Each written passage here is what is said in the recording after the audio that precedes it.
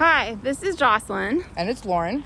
And we are here to give you a tour of how to get into the Rhode Island State House and move around it safely and accessibly, and most importantly, acknowledging it's your house. So the first thing I think it's important to let people know about is that after you park your car, there is a crosswalk right in the middle of the top of the hill that is available to walk across. It would be my recommendation when you come to the State House at any time, no matter the time of day, to cross at the main crosswalk.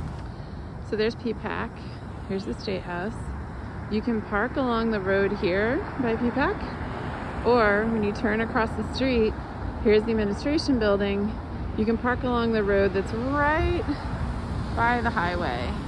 If you're not walking and you need assistance, there's a different way to do it. If you are somebody that needs to use a mobility device or has difficulty walking upstairs, the main entrance to the State House is inaccessible. What you want to do is enter in the area where it's marked legislators and senator parking, and you will see a bright blue mobility accessible sign at that entrance.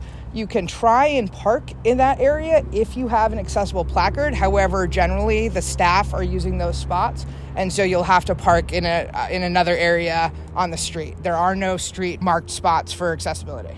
If you're somebody that needs to use the mobility accessible door, I would still encourage you to cross at that main crosswalk, come down the hill, and then take the right, come into the parking lot, and enter through the door at the far end of the parking lot. It's a brown door with motion sensor access to that door. So if you're walking into the State House, one of the things that people often tell us is it makes them very anxious because there is a security guard there and there is a machine that you have to walk through. As you can see from this video, it's a pretty fast and easy process, and the folks working behind that machine are very kind. They are often out to look for our best interests, and if not, they're just focused on moving the line faster, so don't take it personally. Yeah, it's important to recognize, especially for trans folks, that there is no body scanning technology at this facility. So it's a typical traditional metal detector. You will be asked to empty your pockets. So then once you're in the State House, if you walk up this first couple steps, and walking up steps is comfortable for you, then you take an immediate left and there's a coat rack. Most of us don't feel comfortable having our coats at the coat rack, so we carry them in a bag that we pack beforehand. So you can take the elevator up and you're headed to the second floor, which is where people often congregate in front of the library, as well as where they can enter into the floor of the House and the Senate. Before I go any further, it's always important to know as a parent or anyone else where the bathrooms are. They are not non-gendered, but they are big and spacious and often rarely used because the senators and reps often have private areas they can go. If you're looking for a least used restroom, the restrooms on the third floor outside of the Senate, House, and Gallery are actually the least used. If you require a non-gender bathroom for all reasons of safety and security, we do encourage you to go to the mall, which is across the street, which is going to take you about 10 minutes to walk south of the State House. Or across the street to the Marriott, there is a non-gendered restroom all the way in the back near the main ballroom. Okay, so you're headed into the House and the Senate, and we're giving you a simple tour of what it's like. You can always enter the floor of the House. There is a sign that says do not enter, but it's always roped, so you can walk in. As you can see here, Lauren is meeting with Rep. Michelle McGaugh, who's sitting at her desk working on a piece of legislation that she's about to sign and also introduce. This is an opportunity for many of us to meet those who represent us, as well as to say thank you or to ask reps to consider working on legislation that's important to you.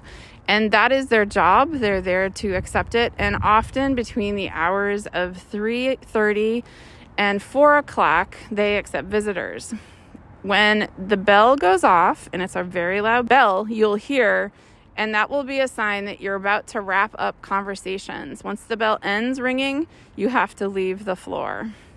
On the Senate side, it is a less accessible floor. You can get onto the Senate side and talk to senators directly at their desk if a senator or other staffer brings you to them, but it is not the same kind of environment where you can just walk onto the Senate floor like you can onto the House floor. This does not show how busy the building is. Between the hours of 3 and 4, the building gets substantially busier. And so it's important to realize that if you're somebody that struggles with being around a lot of people or bumping into people, that you should just plan for a much busier environment. So a lot of people, when they come to the State House, they actually want to watch something happen that's going to be either voted on or introduced, or hear comments by their own reps and senators. And there are a couple different places that you can do that. Within the House, there are 2 entrances to the galleries. There's one gallery that you can sit in that's above all of the representatives, and you can face the speaker's table so you can directly see what he's saying. If you choose to sit in the gallery behind him, which is also behind, then you will be able to see him speaking on the video monitors that are filming his speech. The east side of the gallery, or the gallery that faces the rotunda, is the side where you can see the speaker, and the west gallery, which are both labeled, is the side where you can sit and watch the representatives but not the speaker. So when you head to the Senate side, there is only one gallery, not 2, like in the House. There's an entrance on the 3rd floor of that as well. It is right by the Senate President's office, and we point out along our path walking to each of the galleries where the entrance to the Speaker of the House office is and where the Senate President's offices are. Those staff members who sit in those offices welcome visitors. You can always leave things at their desks with notes of thanks or notes of consideration by you as a general community member. It's important to recognize that if you're bringing an item to give to either a staffer or a state rep, there are rules about how much an item can cost. And if a state rep or staffer rejects an item, please don't assume that that is a rejection of you or your cause. It certainly could be.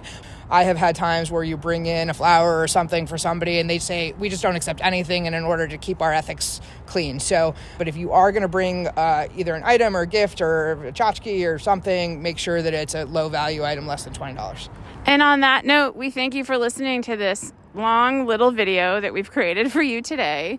But we also want to just acknowledge that this time that you're spending here does go a long way, because what it's doing is helping you understand the place that's supposed to be accessible to you, and it hopefully demystifies the State House so that entering it feels a little less like a capitol or a palace and a little bit more like a place that welcomes you to continue being a part of. So thank you again, and don't hesitate to reach out and ask us questions in the notes below in this video.